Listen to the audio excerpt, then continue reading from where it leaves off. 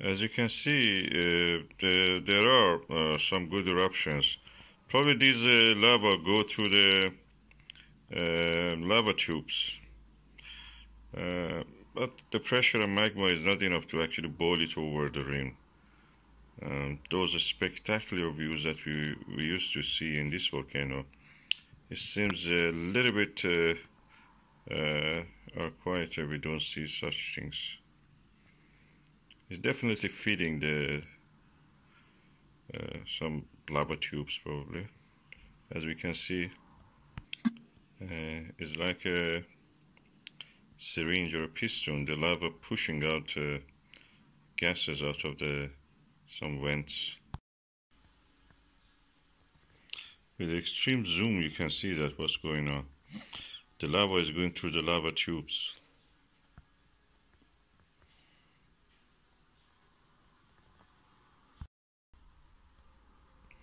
Yeah, as you can see, lots of smoke in the air and some eruptions. And definitely something going into the lava tube under the crust of the lava flows that we have already seen formed. So it will not be exposed easily to see. But when they come out in the lower valley and eastern valley, we will see them.